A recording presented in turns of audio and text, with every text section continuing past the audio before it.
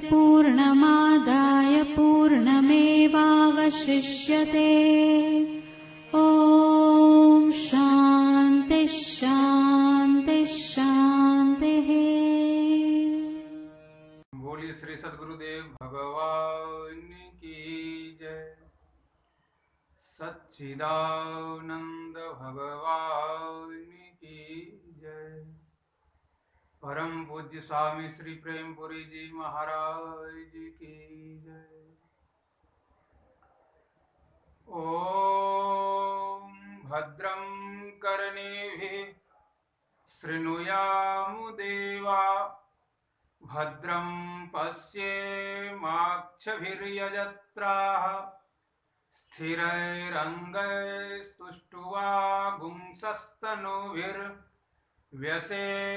देवहितं यदायुः। ॐ शान्तिः शान्तिः शान्तिः। ॐ स्वस्ति न इंद्रो वृद्धश्रवाः, स्वस्ति नः पूषा विश्ववेदाः, स्वस्ति नस्तार्क्ष्यो अरिष्टनेमिः, स्वस्ति नो बृहस्पतिर्दधातु। ॐ शान्तिः शान्तिः शान्तिः।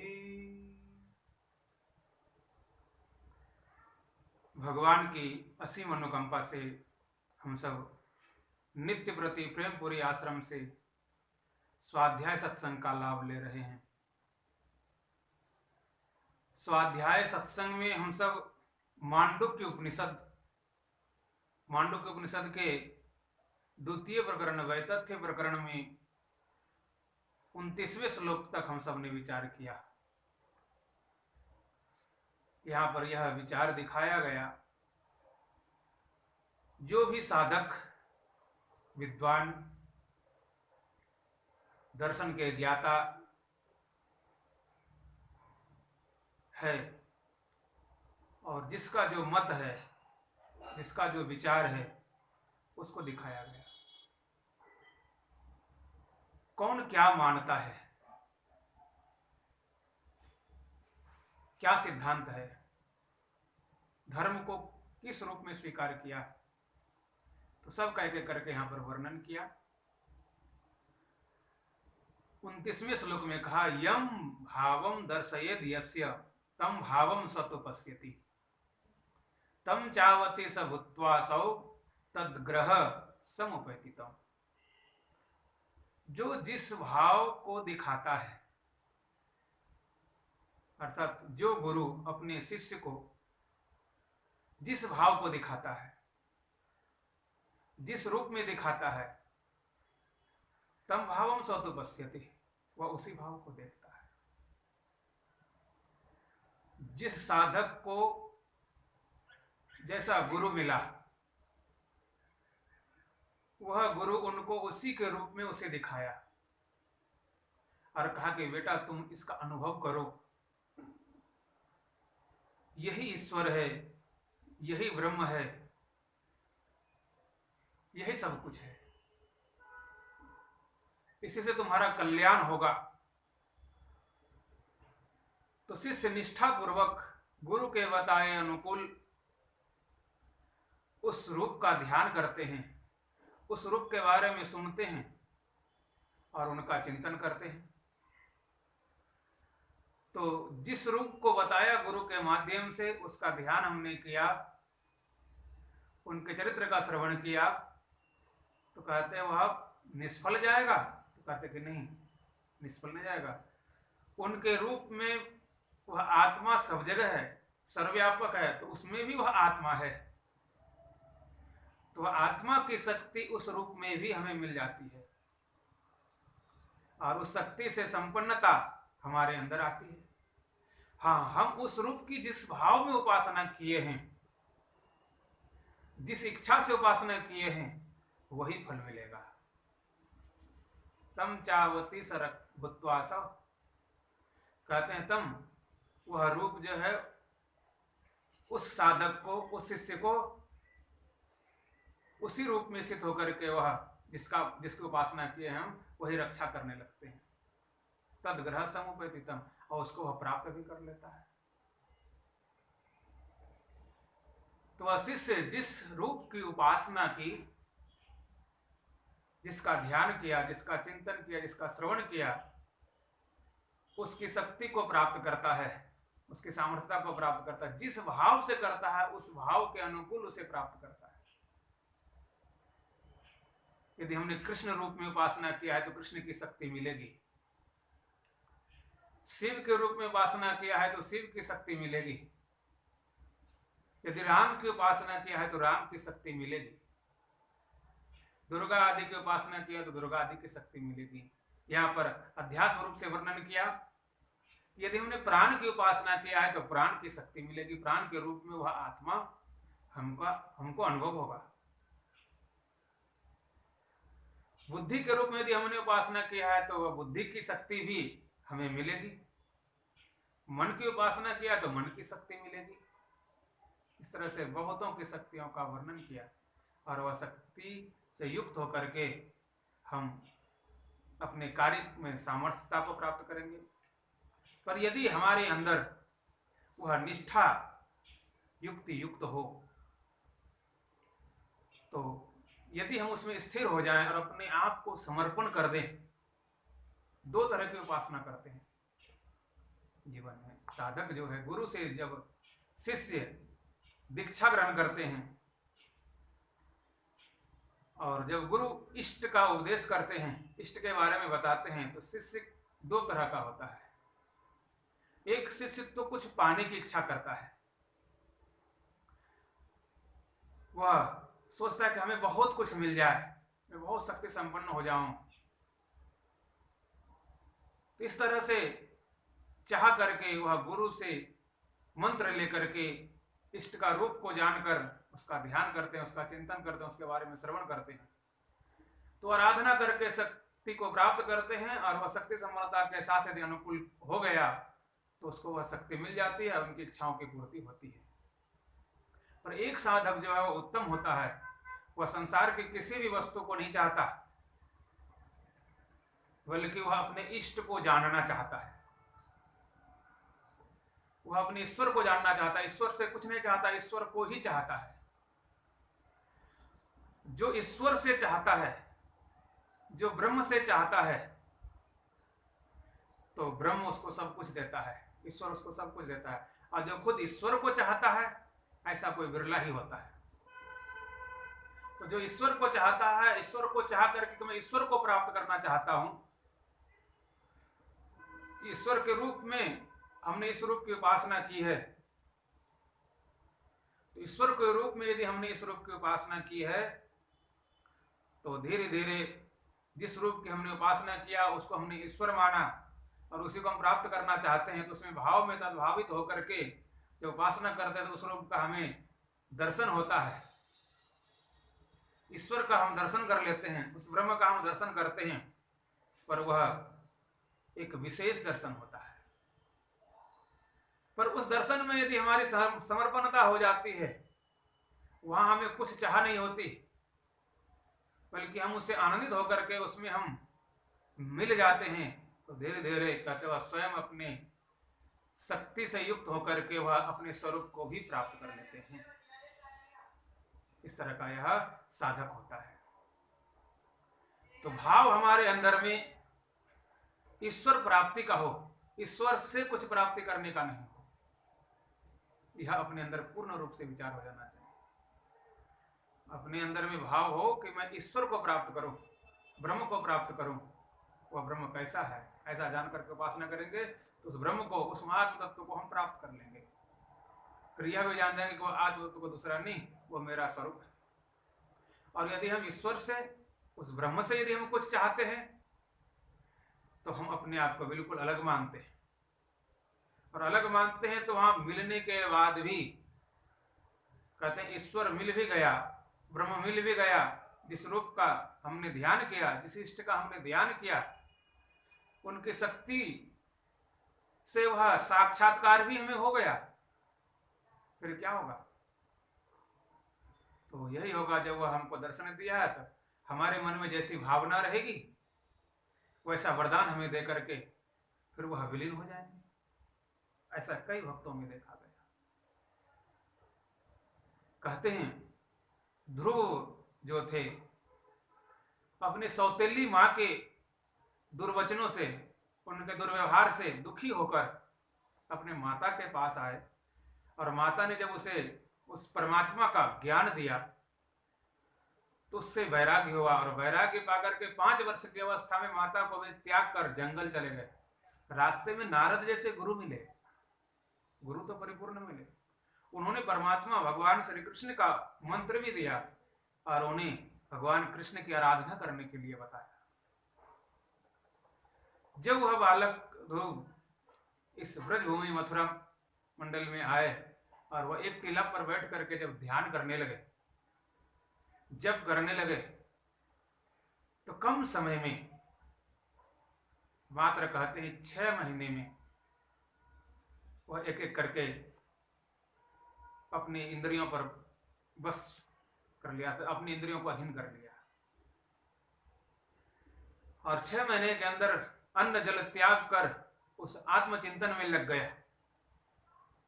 और आत्मचिंतन जैसे करने लगा, ईश्वर के स्वरूप का, उस ब्रह्म का, उस कृष्ण का जब ध्यान करने लगा तो उस आत्मा का, उस कृष्ण का दर्शन भी उन्हें अपने हृदय में होने लगा और उनकी शक्ति मिली। यहां तक कि भगवान स्वयं उन्हें दर्शन देने के लिए भी आए। भगवान जब दर्शन दिए तो दर्शन दे करके उनको मुक्त नहीं किए, बल्कि ध्रुव को कहा कि बेटा जाओ, तुम्हारी शक्ति से मैं तुम्हें दर्शन दिया हूं, तुम्हारी भक्ति पूर्ण हुई, अब तुम पुनः घर वापस जाओ अपने पिता के पास और जाकर के अपने पिता के राज्य पाठ संभालो। अब देखिए भगवान का दर्शन हुआ और भगवान वहां इस तरह से वरदान देकर के वहां से चले गए। वह ध्रुव पुनः लौट करके 5 वर्ष की अवस्था में भगवान को दर्शन तो कर लिया, भगवान को देख लिया, भगवान से बातें भी कर ली, पर घर आया और घर गृहस्थी में उन्होंने 36,000 वर्ष तक अपना जीवन यापन किया, राज्य चलाया। 36,000 वर्ष तक। तो क्यों ऐसा हुआ? जब आत्मशक्ति के रूप में उस ईश्वर का हमने जब आराधना किया तो हमें वह साक्षात मुक्ति मिलनी चाहिए थी, ईश्वर को प्राप्त हो जाना चाहिए था, पर नहीं हुआ। इसलिए नहीं हुआ कि उसके मन में इच्छा थी कि मैं सौतेली मां से दुखी हूं, मुझे तो वह पिता का गोद चाहिए, पिता की गद्दी चाहिए। तो मन में पिता की गद्दी की इच्छा थी, इसलिए भगवान स्वयं उसे दर्शन देकर के पुनः पिता की गद्दी के लिए उसे भेज दिया। इसी तरह से हमारे मन में कुछ पाने की इच्छा है तो हम जब चिंतन करेंगे उस रूप में तो उनका दर्शन होगा। जब उनका दर्शन होगा तो जो हमारे मन में भावना होगी, जैसी भावना होगी वैसे वस्तु की, वैसे फल की हमें प्राप्ति होगी, हम उसे प्राप्त कर लेंगे। देवकी वसुदेव के मन में पुत्र प्राप्ति की भावना थी।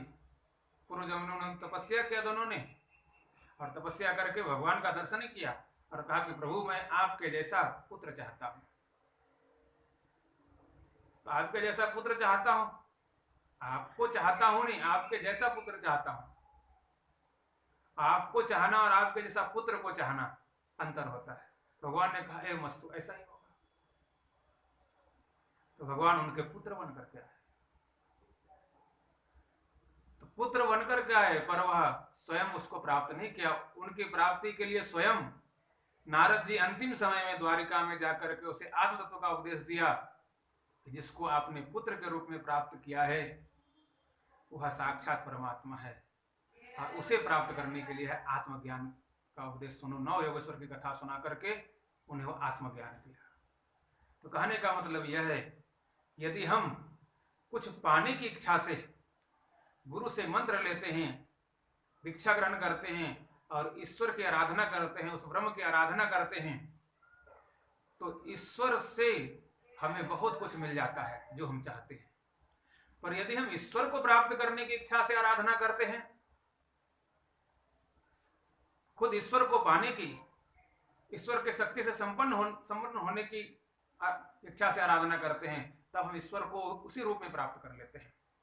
यदि हमारा भाव ईश्वर प्राप्ति का है, संसार में किसी भी प्रकार की वस्तुओं की इच्छा नहीं है, या किसी प्रकार के सुख की इच्छा नहीं, सांसारिक सुखों से बिल्कुल हमें विरक्ति है, तो जिस रूप की आराधना हमने की है गुरु के माध्यम से, चाहे वह शिव हो, राम हो, कृष्ण हो, या प्राण हो, मन हो, बुद्धि हो, जिस किसी की आराधना हमने की है, वह एक समय में हमें स्वस्वरूप का ज्ञान, आत्मस्वरूप का ज्ञान करा देगा।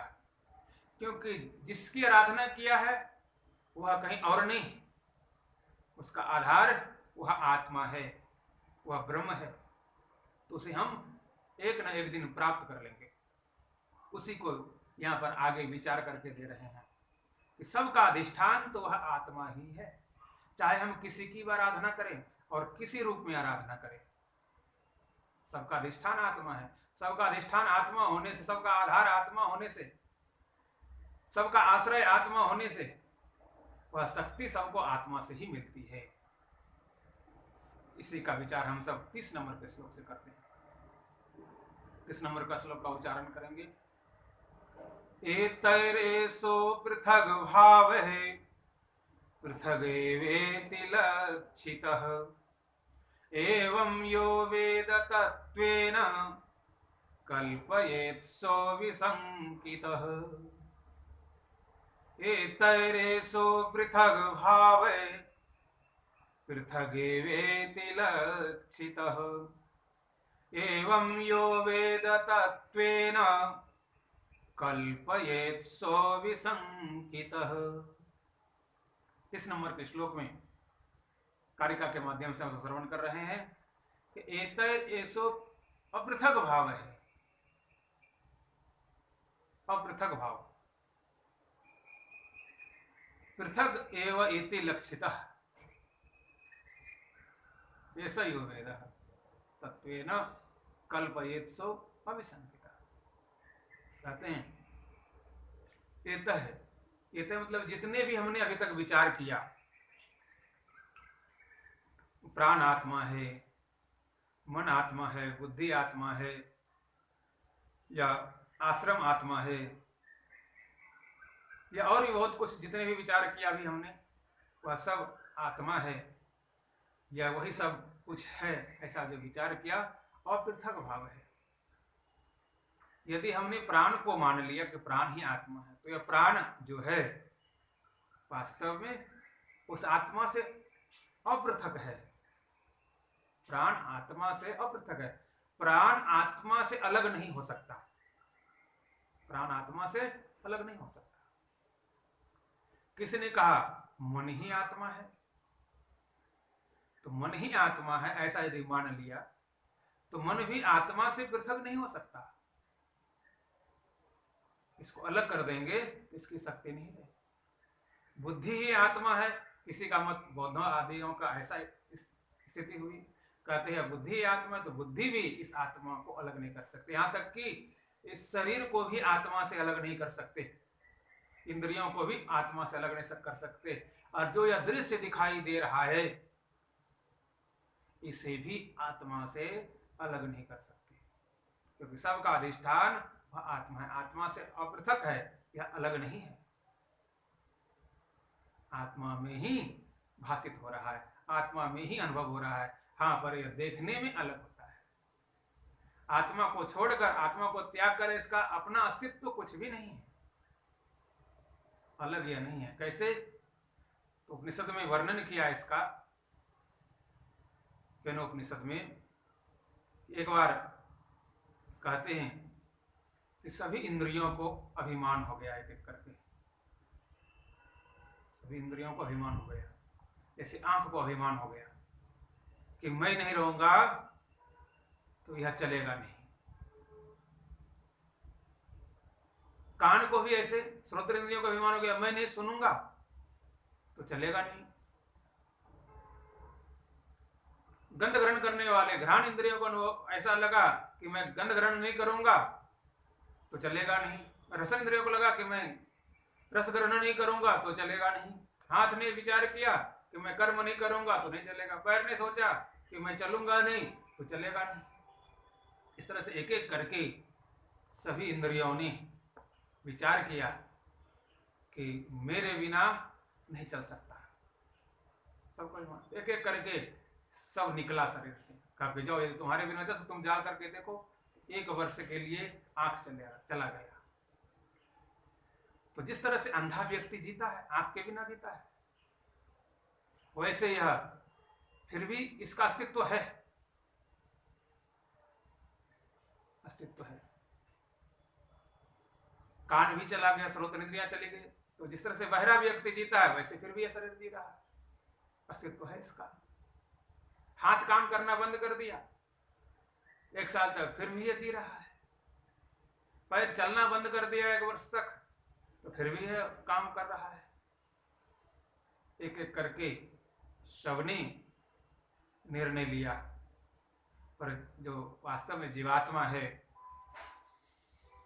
जब वह जाने को तैयार हुआ तो कहते हैं सभी इंद्रियां फड़फड़ाने लगी कि यदि आप चले जाएंगे तो मैं इस शरीर में नहीं रह सकता। जैसे प्राण निकलने को, जीवात्मा या निकलने को सिर्फ तैयार हुए, इतने में ही सभी इंद्रियां घबरा गई, विचलित हो गई, डर गई। और सभी इंद्रियों ने प्रार्थना किया कि आप ही सब कुछ है, आपके रहने से हमें सुख मिलता है, आपके रहने से मैं रह रहा हूं। यदि आप नहीं रहेंगे तो मैं भी यहाँ इस शरीर में मैं नहीं रह सकता, ना देख सकता। इंद्रियां कहने लगी मैं नहीं देख पाऊंगी, कान कहने लगा मैं नहीं सुन पाऊंगी, हाथ का मैं नहीं काम कर पाऊंगी, आप रहेंगे तभी मैं कुछ कर सकता हूं। तो प्राण फिर रुक ही गया। तो अर्थात वह जीवात्मा रुक गया।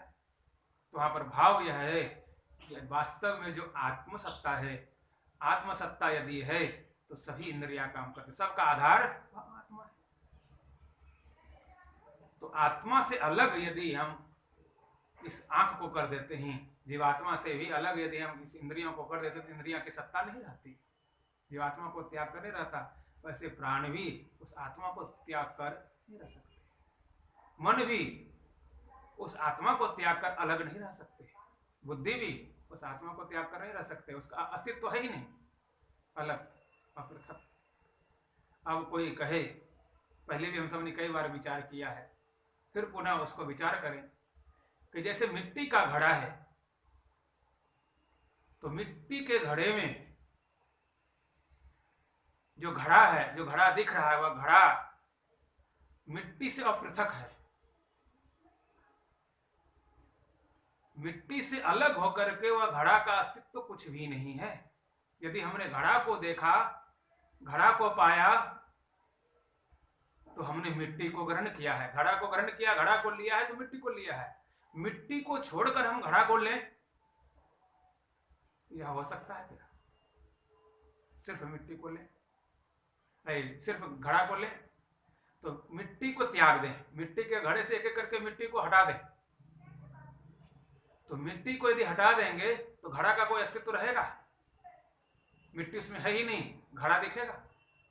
नहीं दिखेगा।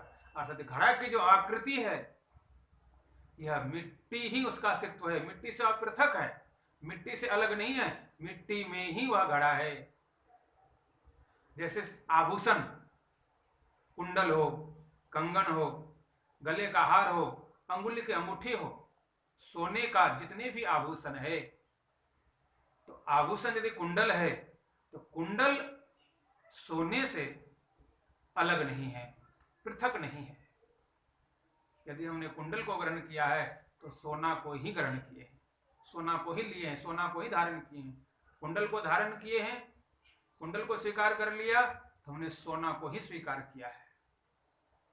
यदि हम सोने को त्याग कर सिर्फ कुंडल को ग्रहण करें, कुंडल से सोना स्वर्ण निकाल दिया जाए, तो क्या वह कुंडल की स्थिति रहेगी? कुंडल सोने से अलग रह सकता है?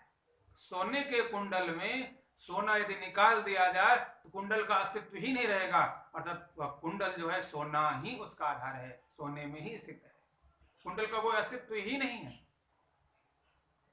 वैसे वस्त्र हम सब धारण करते हैं, यह जो वस्त्र है, वस्त्र का आधार है सूत, धागा। यह धागा से अलग यह वस्त्र नहीं रह सकता। यदि हम इस वस्त्र से एक एक करके सभी धागे को निकाल दें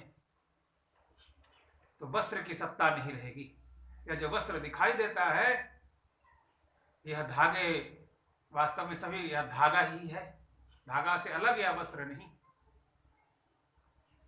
तो धागा से जिस तरह से यह वस्त्र अलग नहीं हो सकता, स्वर्ण से आभूषण अलग नहीं हो सकता, मिट्टी के घड़े से घड़ा अलग नहीं हो सकता, रज्जु से सर्प अलग नहीं हो सकता, उसी तरह से जगत का यह रूप यह आत्मा से अलग नहीं हो सकता। जगत का दृश्य यह आत्मा से अलग नहीं हो सकता। आत्मा में ही कल्पित है, आत्मा में ही आभासित होता है, आत्मा में ही अनुभव होता है, आत्मा में ही दिखता है, आत्मा से अलग नहीं दिखता। आत्मा से अलग नहीं, एतर एसो अपृथक भाव है। एतर जितनी भी हम देख रहे हैं, जिस रूप में देख रहे हैं, जिस रूप में हम अनुभव कर रहे हैं, अपृथक भाव है, यह आत्मा से अलग नहीं है। यह बिल्कुल सत्य है, अलग नहीं है, आत्मा से अलग नहीं है, पर हम उसको रूप कौन सा दिए? कुंडल का दिए। सोने में कुंडल का रूप दिए, इसलिए हम कान में उसे लटका करके रखते हैं और उसका सुख अनुभव करते कि मैं कुंडल पहना हूं। तो कुंडल ग्रहण किया हूं, कुंडल धारण किया हूं, इस तरह से अनुभव करते हैं, पर वास्तव में हमने सोना ही ग्रहण किया है। वस्त्र धारण किया हो ऐसा अनुभव करते हैं, पर वास्तव में हमने सूत धागा ही धारण किए हैं।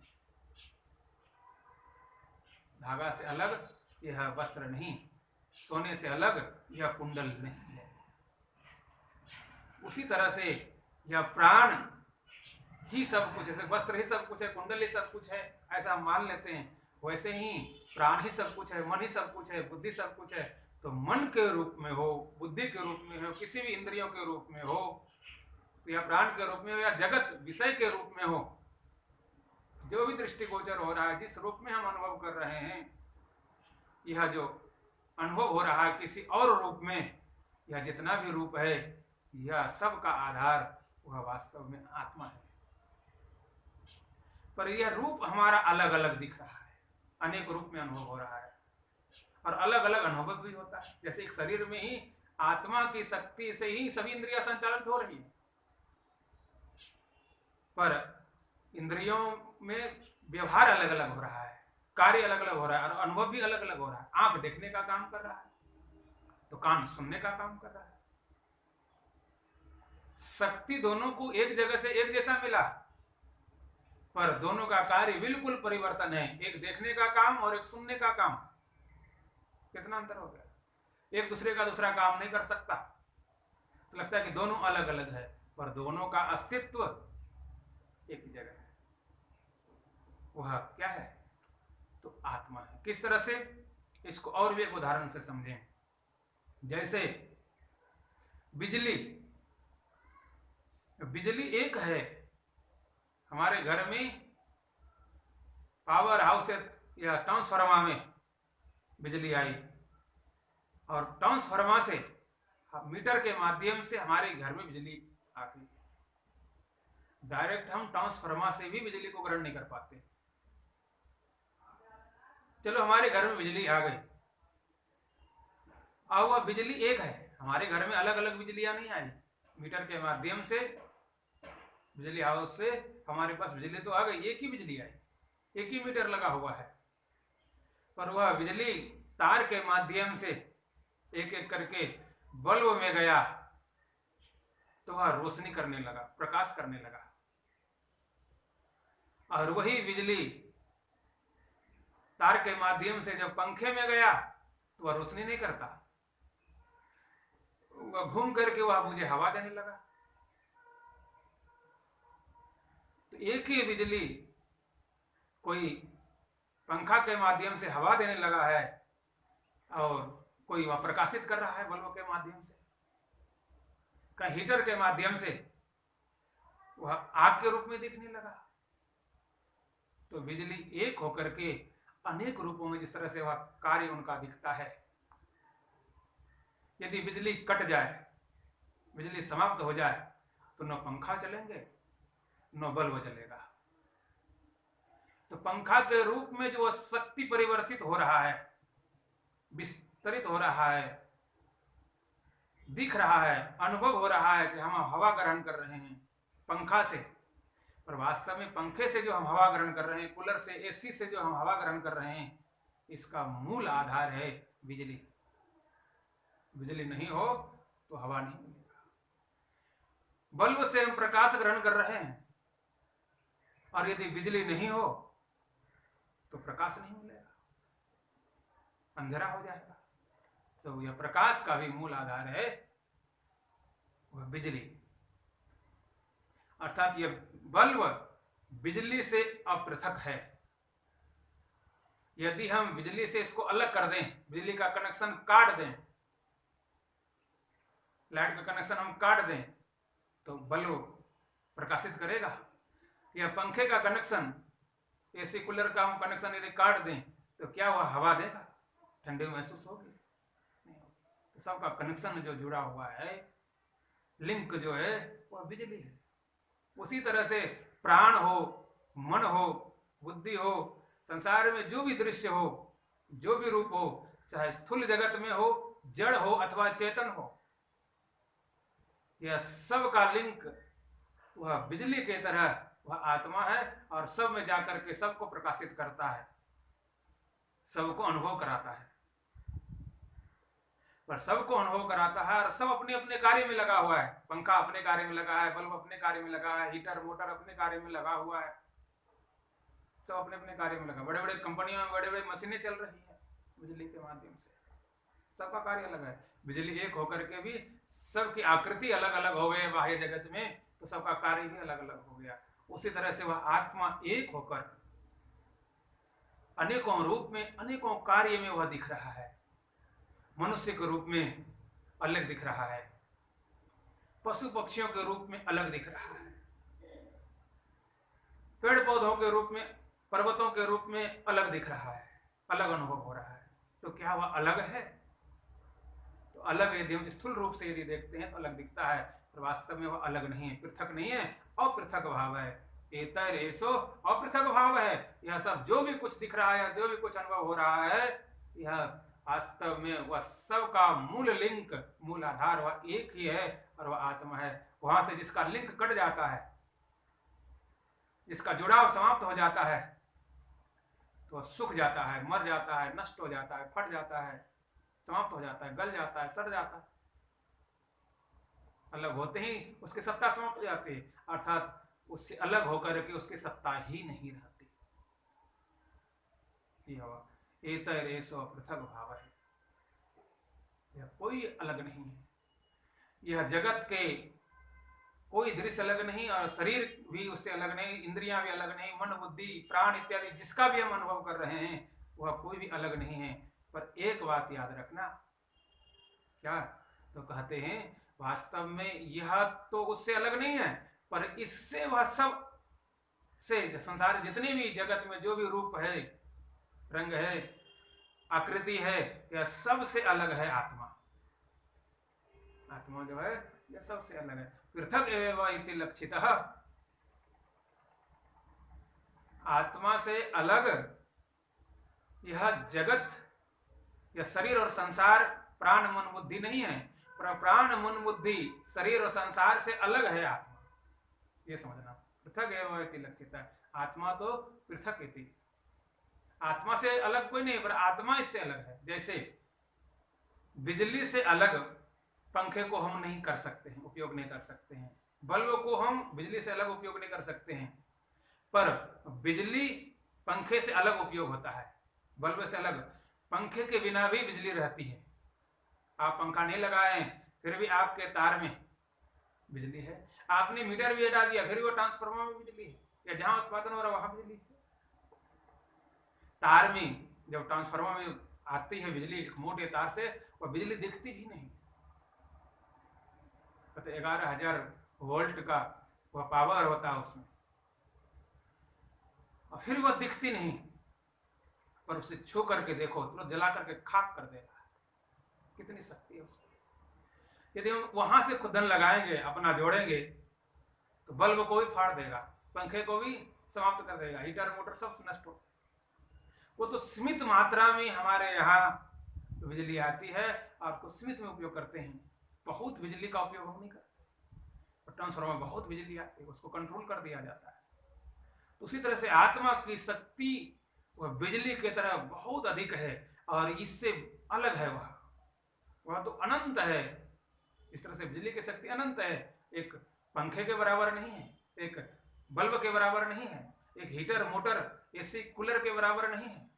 वह तो इससे कई गुना अधिक, लाखों करोड़ों पंखों को और बिजली बल्ब को जलाते हैं और चलाते हैं। उसी तरह से आत्मा इससे बिल्कुल अलग अनुभव होगा, पृथक है वह। यह संसार में अलग कुछ नहीं है, पर इससे अलग वह आत्मा है। पृथक एवं इति लक्षितः। आत्मा को इससे अलग समझो, अर्थात बल्ब से, पंखा से, बिजली को अलग समझो। अब कोई बल्ब को ही बिजली समझ ले, पंखा को ही यदि बिजली समझ ले, तो क्या यह बिजली है? बिजली का काम क्या है? शक्ति। बल्ब को कोई छुएगा तो उसे गर्म लगेगा भले जलते हुए में, पंखे को पकड़ेगा तो भले उसको नहीं पकड़ सकता है, यदि रुक जाएगा तो उसको पकड़ लेगा। पर पंखे को पकड़ने से उसे कोई ज्यादा नुकसान नहीं होगा, या रुका हुआ पकड़ लेगा कोई नुकसान नहीं होगा पंखे और बिजली और कूलर को पकड़ने से। पर बिजली को पकड़ने से, छूने से जला करके खाक कर देगा, क्योंकि पंखा और बिजली से वह बिजली, पंखा और बल्ब से वह बिजली अलग है। उसी तरह से संसार के जो दृश्य है, प्राण, मन, बुद्धि, शरीर, इंद्रिया, या जगत का रूप, या जो भी कुछ है, इसको हम व्यवहार जगत में अनुभव करते हैं, देखते हैं, इंद्रियों से वस्तु को ग्रहण करते हैं, पर वास्तव में आत्मा जो है इससे बहुत विलक्षण है, इससे बहुत अलग है। पृथक एवं इति लक्षितः। इससे अलग ही अनुभव होता है। वह तो अपार है, अनंत सुख देने वाला है, वो सबका आधार है। ये कहा एवं यो वेद तत्वेन, जो इस तरह से तत्व रूप से जानते हैं, कल्पयेत योसो विसंकितः, वास्तव में शंका रहित होकर के, विसंकितः शंका रहित होकर के, योग कल्पयेत असौ, इस आत्मा को, तत्वेन वेद, जो इस तरह से, यो एवं वेद, जो इस तरह से जानता है कि आत्मा से अलग कुछ नहीं है, पर सबसे अलग वह आत्मा है। बिल्कुल समझेंगे तो सरलता के साथ समझ सकते हैं, और नहीं समझ पाए तो यह बहुत कठिन है कि यह आत्मा से अलग कुछ भी नहीं, पर आत्मा का रूप, आत्मा का अनुभव इस रूप में जो कर रहे हैं, यह आत्मा का अनुभव नहीं, आत्मा का एक अंश में हम अनुभव कर रहे हैं। जैसे कोई समुद्र के किनारे गया, समुद्र के जल को लिया, तो समुद्र के जल को ग्रहण किया है, तो समुद्र के जल को हमने ग्रहण किया। जो भी जल, वहां तो छोड़िए, घर में भी, समाज में भी जो हम जल ग्रहण करते हैं, वह सब जल समुद्र का ही है, क्योंकि वाष्प के माध्यम से बादल बन जाता है, और वह वर्षा होकर के गिरता है नदी नाले में, तालाब में, घर मकान दुकान में, और वही वर्षा के जल इकट्ठे होते हैं, तो उसका हम अनुभव करते हैं। पर यह विलक्षण है, यह जल समुद्र के जल से अलग नहीं है, पर समुद्र इससे अलग है। यदि हम समुद्र को इससे तुलना करेंगे नहीं होगा, इसको हम समुद्र में ले जाकर के मिलाना चाहेंगे तो मिल जाएगा, पर समुद्र अनंत है, अथाह है। समुद्र कैसा अनंत है और वो अथाह है। उसी तरह से आत्मा का स्वरूप अनंत है, अथाह है और सर्वव्यापक है। इसको कोई अंत के रूप में मैं इसको इस तरह से जान लिया, अनुभव कर लिया, कहते नहीं, वह जो मैं हूं वह स्वयं है।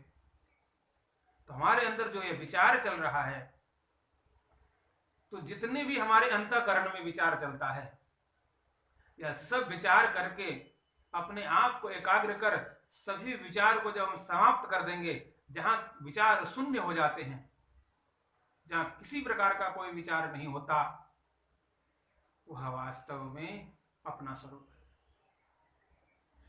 अभी हम जो यह विचार करते हैं या जो अनुभव करते हैं जगत में जगते हुए, तो हम अपने से अलग अनुभव करने लगते हैं और अपने में जब स्थित हो जाते हैं। पर एक बात है, यह रोज दिन हम अनुभव करते हैं, एक दिन नहीं, रोज दिन का अनुभव है।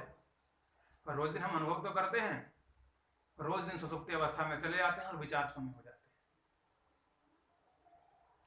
अपने स्वरूप में जाते हैं। पर वहां अपने स्वरूप में भी एक आवरण पड़ा हुआ है अपने ऊपर। क्या आवरण है? तो कहते हैं अज्ञान का आवरण है, अविद्या का आवरण है। तो अज्ञान अविद्या का आवरण होने के कारण हम उसमें ढके हुए हैं, अर्थात अपने स्वरूप को हम नहीं जान पाते, अपने आप का अनुभव नहीं कर पाते, हम उसमें ढक गए।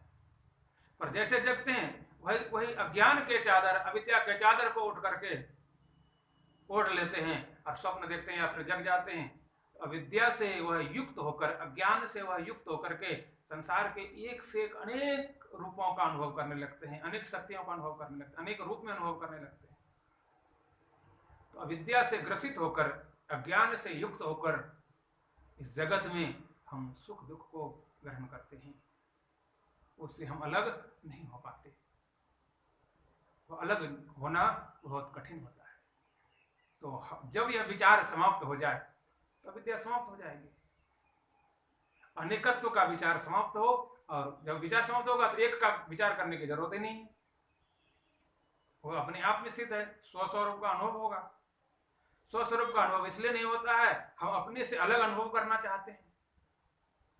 तो जब हम अपने से अलग अनुभव करना चाहते हैं और विशेष अनुभव करना चाहते, लगता है बहुत विशेष, एक विशेष अनुभव करना चाहता हूं, और जब देखते हैं तो परिच्छिन्नता आती है। तो सबसे पहले तो मैं अपने आप को ही परिच्छिन्न मानता, अपने आप को नहीं जान पाता, तो कहते यही भ्रम है। इसलिए हमको अनेकत्व का भ्रम होता है। और जो वास्तव में ज्ञानी है, यो एवं वेद तत्वेन, जो इसको शंका से रहित युक्त एक तत्व रूप से, अधिष्ठान के रूप से, जैसे कोई रस्सी को अधिष्ठान के रूप से जान लिया, उसको भ्रम नहीं होता। जो आत्मा को अधिष्ठान के रूप से जान लिया, वह संसार यह कल्पित समझता है, कुछ नहीं है ही नहीं, कल्पना भी नहीं है। कल्पना तो अज्ञान की दृष्टि में है। कल्पना क्यों? जिसको ज्ञान है रस्सी है, जब आपको साक्षात कोई संसार में कोई वस्तु दिखता हो, आपके सामने जैसे पुस्तक रखा है, यह पुस्तक जब दिख रहा है आपको, आपने देख लिया यह पुस्तक है, तो इस पुस्तक में कोई कल्पना होती क्या अन्य वस्तुओं की? एक पुस्तक, और इस पुस्तक का हमें ज्ञान हो गया। तो इस पुस्तक का हमें ज्ञान हो गया कि यह पुस्तक है, इसमें कोई कल्पना नहीं होती है कि कलम है क्या, रजिस्टर है क्या, या और कुछ है क्या, फल है क्या, ऐसा भ्रम इसमें नहीं होता। क्योंकि इसको हम अधिष्ठान के रूप में, पुस्तक को पुस्तक के रूप में हमने अनुभव किया, इसमें कल्पना की आवश्यकता ही नहीं है।